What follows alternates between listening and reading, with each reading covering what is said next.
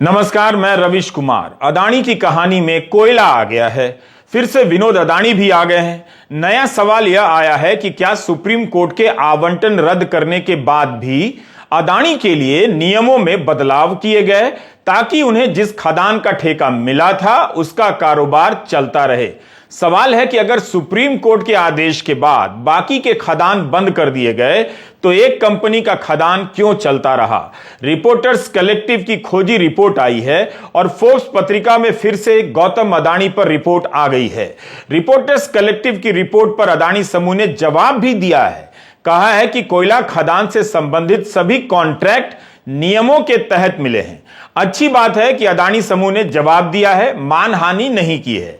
Reporters collective ने प्रधानमंत्री कार्यालय, नीति आयोग और कोयला मंत्रालय से भी जवाब मांगा था, मगर उन्हें जवाब नहीं मिला है। आपको बता दें कि इस वीडियो का इस्तेमाल हम प्रतीकात्मक रूप से कर रहे हैं, जिसका मतलब यह हुआ कि यह वीडियो अदानी समूह के कोयला खदान का नहीं है, किसी दूसरे खदान का है। आज हम जिस रिपोर्ट की बात कर रहे हैं वो रिपोर्टर्स कलेक्टिव के पत्रकार श्री गिरिजेश जलिहल और कुमार संभव की है। यह रिपोर्ट अल जजीरा की वेबसाइट पर छपी है। इस रिपोर्ट में बताया गया है कि 2014 में सुप्रीम कोर्ट ने 204 कोयला खदानों को निरस्त कर दिया। ये सभी 1993 से लेकर 2010 के बीच आवंटित किए गए।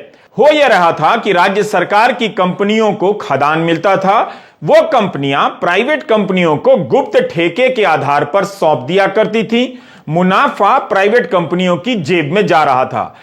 इसी कड़ी में 2008 में एक कॉन्ट्रैक्ट अदानी समूह को भी मिलता है, मगर अदानी समूह का काम चलता रहे इसके लिए मोदी सरकार नियमों में एक अपवाद का सहारा लेती है। रिपोर्टर्स कलेक्टिव ने लिखा है कि उस खदान से अदानी समूह आज तक 80 मिलियन टन कोयला निकाल चुका है।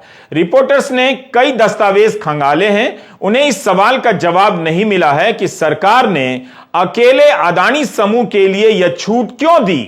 सरकारी कागजों के अध्ययन से पता चलता है कि सरकार के बड़े अफसरों ने इस डील को अनुचित बताया था। 2014 के चुनावों में नरेंद्र मोदी का वादा था कि सरकार में आते ही सारे खदानों की फिर से नीलामी की जाएगी और पारदर्शी तरीके से होगी, लेकिन इस रिपोर्ट में दिखाया गया है कि नई सरकार में भी निजी कंपनियों को कॉम्पिटिटिव बिडिंग की प्रक्रिया से छूट मिलती रही है, यानी टेंडर में कोई दूसरी कंपनी ना हो, इसका इंतजाम कई और तरीके से कर दिया जाता है ताकि पसंद की कंपनी को ही ठेका मिल जाए। प्रधानमंत्री मोदी कहते हैं कि देश में अमृतकाल चल रहा है, कांग्रेस कहती है कि देश में मित्रकाल चल रहा है। 15 अगस्त 2022 के दिन प्रधानमंत्री ने लाल किले से दो बातें कही। कहा कि अमृतकाल की दो बड़ी चुनौतियां हैं, एक भ्रष्टाचार और दूसरा भाई भतीजावाद। क्या अदानी समूह को लेकर जो खबरें छप रही हैं वो भ्रष्टाचार और भाई भतीजावाद के दायरे में नहीं आती हैं? प्रधानमंत्री के भाषण का सार है, जहां वे कह रहे हैं कि भ्रष्टाचार देश को दीमक की तरह खोखला कर रहा है, उससे देश को लड़ना ही होगा। हमारी कोशिश है कि जिन्होंने देश को लूटा है उनको लौटाना भी पड़े, हम इसकी कोशिश कर रहे हैं। जब मैं भाई भतीजावाद और परिवारवाद की बात करता हूं तो लोगों को लगता है मैं सिर्फ राजनीति की बात कर रहा हूं। दुर्भाग्य से राजनीतिक क्षेत्र की उस बुराई ने हिंदुस्तान के हर संस्थान में परिवारवाद को पोषित कर दिया है। मेरे देश के नौजवानों, आपके उज्जवल भविष्य के लिए, आपके सपनों के लिए मैं भाई भतीजावाद के खिलाफ लड़ाई में आपका साथ चाहता हूं। क्या वाकई प्रधानमंत्री भाई भतीजावाद के खिलाफ लड़ाई लड़ रहे हैं? तब तो उन्हें ही बताना चाहिए कि आज जो खबर छपी है उस पर उनकी क्या प्रतिक्रिया है। गौतम अदानी और विनोद अदानी को लेकर जो भी छप रहा है वो क्या भाई भतीजावाद नहीं है? क्या भाई भतीजावाद में मित्रवाद नहीं आता है? रिपोर्टर्स कलेक्टिव ने केवल अदानी समूह के कोयला खदान को लेकर सवाल नहीं उठाए हैं, बल्कि अदानी समूह पर तो आज रिपोर्ट छपी है। 27 फरवरी को जो खबर आई थी उस पर तो प्रधानमंत्री ही बता सकते हैं कि एक ही कंपनी अपनी कई कंपनियां बना ले और टेंडर भर दे और बाकी कोई दूसरी कंपनी ना आए, तो क्या यह भाई भतीजावाद नहीं है, भ्रष्टाचार नहीं है? अगर हमारे सवालों के जवाब नहीं दे सकते तो कम से कम आप ये सवाल अक्षय कुमार से कहकर पूछवा लीजिए, क्या पता प्रधानमंत्री जवाब दे दें। 27 फरवरी की इस रिपोर्ट को आप पढ़ सकते हैं, जिसमें रिपोर्टर्स कलेक्टिव के रिपोर्टरों ने बताया है कि आरपी संजीव गोयनका समूह की कंपनी बंगाल के कोयला खदान के लिए टेंडर में भाग लेती है। गोयनका समूह की ही अलग अलग कंपनियां हिस्सा लेती हैं। यह गलत है, क्योंकि टेंडर का मतलब होता है अलग अलग कंपनियां हिस्सा लें, जिसके रेट से सरकार को ज्यादा फायदा हो, ठेका उसे मिले। लेकिन इसकी जगह अगर एक ही कंपनी की कई कंपनियां अलग अलग नाम से हिस्सा ले लें तो वह टेंडर संदिग्ध हो जाता है। इस रिपोर्ट के अनुसार इस समूह की एक कंपनी ने 2 दिन पहले एक शेल कंपनी का अधिग्रहण कर लिया और वो टेंडर में भाग लेने आ गई। सरिसा टोली खदान के टेंडर में कई प्रक्रियाओं का उल्लंघन किया गया है। सीएजी यानी नियंत्रक एवं महालेखा परीक्षक ने इसके साथ साथ 10 अन्य खदानों के टेंडर को लेकर सवाल उठाए थे। सीएजी ने इलेक्ट्रॉनिक टेंडर की समीक्षा की थी और इसकी रिपोर्ट 2016 में संसद को सौंप दी थी। इस रिपोर्ट के लिए रिपोर्टर्स कलेक्टिव ने सभी पक्षों से जवाब मांगा, मगर रिपोर्ट में लिखा है कोयला मंत्रालय, सीएजी और आरपीएस गोयनका ग्रुप ने कोई जवाब नहीं दिया। सीएजी ने भी इशारा कर दिया, इसके बाद भी काम चलता रहा। अब तो सुप्रीम कोर्ट के रद्द किए जाने के बाद भी कथित तौर पर अदानी समूह के खदान को चलाए रखने के लिए नियमों में अपवाद पैदा करने की रिपोर्ट छप गई है। क्या कोयला मंत्रालय, सीएजी की तरफ से कोई जवाब आएगा? अदानी ग्रुप ने तो कहा है कि कोयला खदान का जो भी आवंटन हुआ है वह पारदर्शी तरीके से हुआ है, कॉम्पिटिटिव बिडिंग प्रोसेस से हुआ है। अदानी समूह ने रिपोर्टर्स कलेक्टिव से कहा कि इस प्रक्रिया से जुड़े सवाल संबंधित अथॉरिटी से ही पूछे जाएं। अदानी समूह और कोयला खदान को लेकर पहले भी खबरें छप चुकी हैं। 2018 में कैरवन पत्रिका ने अदानी समूह और कोयला खदान को लेकर कवर स्टोरी छापी थी। कवर पर कोलगेट 2.0 लिखा है। अदानी समूह ने इस पर कोई मानहानि नहीं की। इस पर कैरवन ने अपने यूट्यूब चैनल के लिए पत्रकार नीलिना एमएस से बातचीत की है। नीलिना ने ही 2018 में कवर स्टोरी की। नीलिना से बातचीत कैरवन हिंदी के संपादक विष्णु शर्मा ने की है। यहां अदानी समूह की इस बात के लिए तारीफ करनी होगी कि इस रिपोर्ट पर मानहानि नहीं की गई। बड़े लोग जब बड़ा दिल दिखाएं तो तारीफ बनती है। उम्मीद है पुरंजय गुहा ठाकुरता के खिलाफ मानहानि का नोटिस वापस ले लिया जाएगा। वहीं 2018 में प्रकाशित नीलिना की इस खोजी रिपोर्ट को उस साल सर्वश्रेष्ठ रिपोर्ट का Asian college of journalism award मिला था। उसके बाद नीलिना ने अडानी के कामकाज पर और भी कई रिपोर्ट की। हमारा एक और मकसद है कि आप दर्शक दूसरे ऐसे बेहतरीन पत्रकारों के बारे में भी जानें जो बहुत अच्छा काम कर रहे हैं। जानने के लिए मेहनत कीजिए, वरना आपको अंधेरे में रखकर कोई खजाना साफ करने की मेहनत में लगा मिलेगा। मेरी इस बात को लिखकर पर्स में रख लीजिए। वैसे किसी भी कहानी में कोयला आ जाए, गोदी मीडिया उसे कोयल की कूक में बदल देता है। कैरवन की यह बातचीत आप उनके यूट्यूब चैनल पर जाकर देख सकते हैं। फिर दीवार से, सही में दीवार से सवाल पूछ सकते हैं कि देश में अमृतकाल चल रहा है या मित्रकाल। आखिर इन आरोपों की जांच क्यों नहीं हुई? लोकसभा में प्रधानमंत्री मोदी अदानी समूह पर लगे आरोपों का बिंदुवार जवाब दे सकते थे, क्योंकि आरोप उन पर भी लग रहे थे। मगर उन्होंने कह दिया कि जो आरोप लगे हैं उन आरोपों को उन लोगों के बीच से गुजरना होगा, उनका भरोसा हासिल करना होगा जिन्हें सिलेंडर, मुफ्त अनाज और घर मिला है। दीवार फिल्म में ऐसा ही हुआ था, ठीक ऐसा ही हुआ था, जिसमें इंस्पेक्टर भाई रवि वर्मा अपने स्मगलर भाई विजय को कहता रहा, भाई तुम साइन करोगे या नहीं आरोप पत्र पर। स्मगलर बन चुका विजय वर्मा कहता है, जाओ पहले उस आदमी का साइन लेकर आओ। फिर वो गिनाने लग जाता है किस किस के साइन लाने हैं। क्या जिसे सिलेंडर मिला है उसे पता है कि अदानी समूह पर क्या आरोप लगा है? बताइए, जिसे मुफ्त अनाज मिला है, उज्ज्वला का सिलेंडर मिला है या प्रधानमंत्री आवास योजना के तहत घर मिला है, उसके पास कैरवान, इकोनॉमिस्ट, ब्लूमबर्ग की रिपोर्ट कैसे पहुंचेगी? एक तो ये सब अंग्रेजी में है और बहुत सारी पत्रिकाएं बाहर की हैं।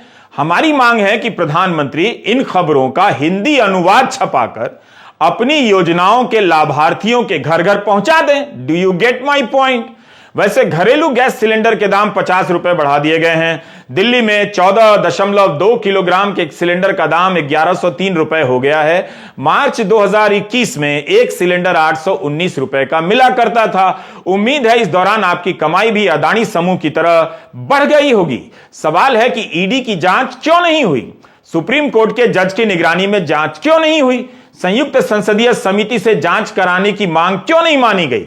जनता के प्रतिनिधियों की निगरानी में जांच नहीं होती है और कहा जाता है कि जनता से पूछ कर आओ, उसका साइन लेकर आओ।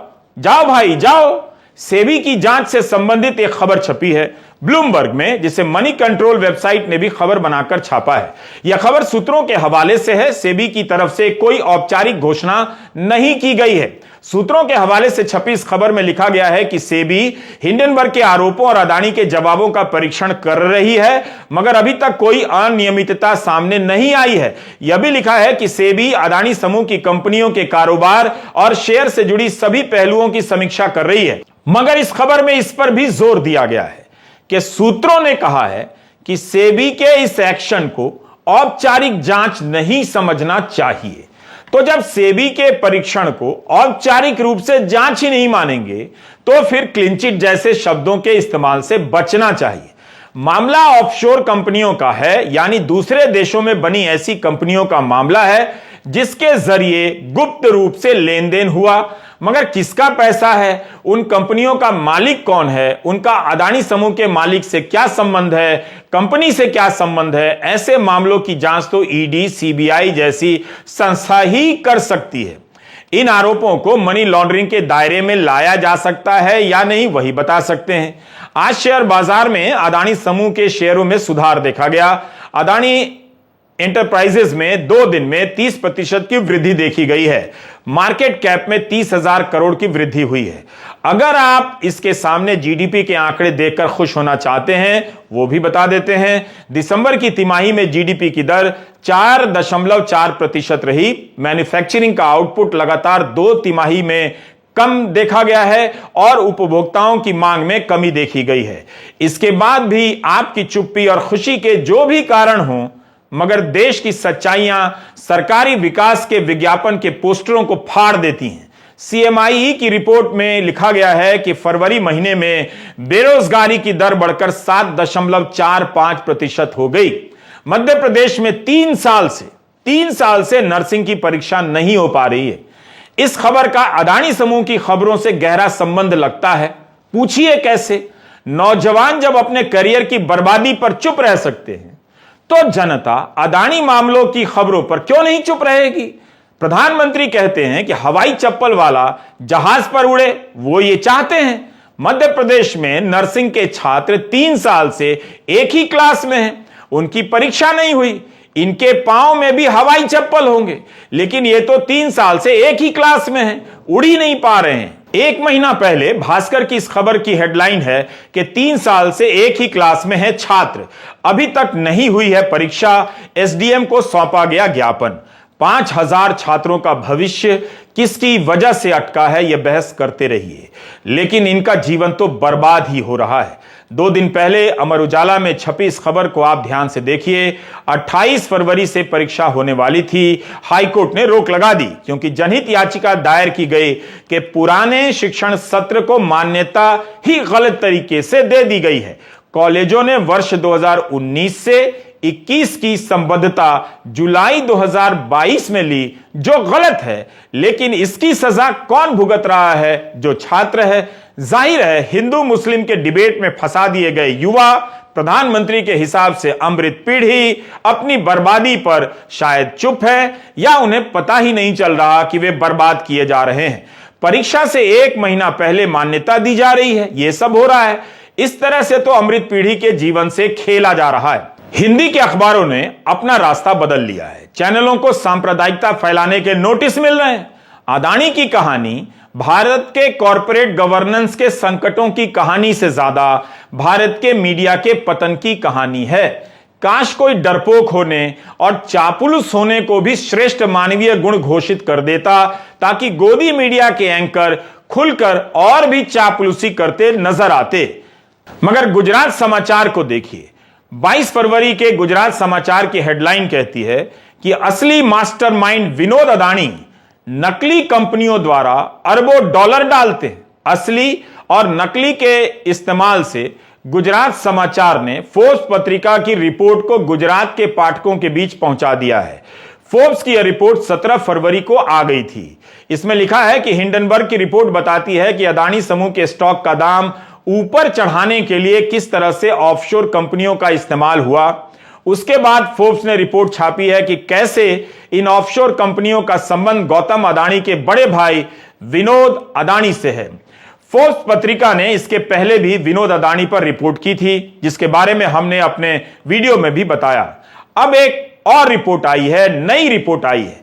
जाकमो तोनिनी और जॉन हायट ने अपनी नई रिपोर्ट में लिखा है कि 2021 में अदानी ग्रीन एनर्जी ने अपना 20% स्टेक फ्रांस की कंपनी टोटल एनर्जीज को बेच दिया। $2 अरब की इस डील के अलावा टोटल एनर्जीज ने अदानी के साथ एक जॉइंट सोलर वेंचर पर $510 मिलियन भी खर्च किए। फोर्ब्स ने लिखा है कि इस डील में एक खासियत थी, सीधे सीधे शेयर खरीदने के बजाय टोटल एनर्जीज ने मॉरिशस के 2 फंड का अधिग्रहण कर एक तीसरे मॉरिशस फंड से किया जिनके पास वो स्टॉक थे। फोर्ब्स ने लिखा है कि कई शेल कंपनियों के जाल को सुलझाने से पता चलता है कि इस तीसरे फंड का अंतिम मालिक विनोद अदानी है। अभी फरवरी में ही खबर आई थी कि टोटल एनर्जीज ने अदानी ग्रुप के साथ अपने ग्रीन हाइड्रोजन के एक प्रोजेक्ट में $4 अरब के निवेश पर रोक लगा दी है। मगर फोर्ब्स की यह खबर बता रही है कि टोटल एनर्जीज भी शेल कंपनियों के जरिए सौदा कर रही थी। क्या उसे पता था या धोखे में रखा गया? इसलिए इन सवालों के जवाब निष्पक्ष जांच से ही मिलेंगे। ये सब तस्वीरें कांग्रेस के सोशल मीडिया से ली गई हैं। कांग्रेस ने कहा है कि 6 मार्च से देश भर में ब्लॉक लेवल पर पर्दाफाश रैली की जाएगी। 13 मार्च को राजभवन मार्च होगा। अप्रैल में भी सभी राजधानियों में इस मसले पर रैली होगी। भारत के सबसे बड़े व्यापारिक घराने से जुड़ा एक शख्स भारत का ही नागरिक नहीं है। क्यों नहीं है? अगर ऐसी कहानी किसी विपक्षी नेता से जुड़ी होती या उनके समर्थक से जुड़ी होती तो अब तक उनके जूते चप्पल तक की तलाशी हो गई होती। सेंटर फॉर पॉलिसी रिसर्च, जो एक थिंक टैंक है जहां लोग नीति और राजनीति से संबंधित विषयों पर रिसर्च करते हैं, उसका FCRA लाइसेंस रद्द कर दिया गया है। अब इस संस्था को विदेशों से चंदा नहीं मिल सकता। कहा जाता है कि इस संस्थान से जुड़े लोगों के लेखों में सरकार को लेकर सवाल पाए जाने के संकेत मिले हैं। पुरातात्विकों को इस संस्थान पर पिछले साल आयकर विभाग ने सर्वे किया था। आलोचना करने वाली संस्थाओं के मामले में जांच एजेंसियों का काम शानदार से भी 2 अंक ऊपर बहुत शानदार चल रहा है। खबर यह भी है कि इंटरनेट बंद करने के मामले में भारत दुनिया भर में लगातार 5वें साल सबसे आगे चल रहा है। एक रिसर्च संस्था विदेशों से फंड नहीं ले सकेगी, मगर विदेशों में बैठकर फर्जी नाम से कंपनी बनाकर कोई इस देश में कारोबार कर सकता है। यह वीडियो भी प्रतीकात्मक है, फिर से बता रहे हैं। मतलब हम किसी समूह को चिन्हित नहीं कर रहे, मगर इसके सहारे हम अपनी बात रख रहे हैं। अदानी समूह को कोयला खदान देने के मामले में भाई भतीजावाद के आरोप लगे, सुप्रीम कोर्ट के आदेश की काट निकालने के आरोप लगे। कोयला का मामला आज भी साफ साफ नहीं लगता है। अदानी समूह ने खंडन करते हुए एक बात कही कि प्रक्रियाओं के बारे में सरकार से पूछिए। सरकार तो जवाब ही नहीं देती है, इसलिए सवालों का धुआं हवा में बिखरा हुआ है। अब खबरें छपने लगी हैं कि अदानी समूह को किसी सॉवरेन फंड से $3 अरब का कर्जा मिल गया है। यह खबर भी सूत्रों के हवाले से छप रही है। सूत्र ही आजकल संपादक बने हुए हैं। पिछले 2 दिनों में अदानी समूह ने शेयर बाजार में 30,000 करोड़ की रिकवरी की है। अदानी समूह पर लगे आरोपों की जांच होगी या नहीं, सरकार जवाब देगी या नहीं, इसका पता नहीं है। लेकिन इसका मतलब यह नहीं कि देश ठप हो गया है। अभी भी लोग घंटों जाम में फंसे हुए हैं। गुरुग्राम में एक शख्स चौराहे पर रखे गमले चुरा रहा था। पुलिस ने गमला चोर पकड़ लिया है। चोर दरवाजे से कंपनियां बनाने वाले बचाए जा रहे हैं और गमला चुराने वाले पकड़े जा रहे हैं। यह अगर अमृत काल नहीं है तो मित्रों से पूछकर बताइए फिर कौन सा काल है? कोयला काल है या कोयल काल है? भारत का मीडिया कोयल की तरह कू कू एंड कू कू डैश डैश डैश कर रहा है। मुख्य धारा का मीडिया हजारों करोड़ के विज्ञापन डकार रहा है, मगर उसकी तरफ से इन मामलों में एक भी ढंग की रिपोर्ट नहीं आ रही है। नमस्कार, मैं रवीश कुमार।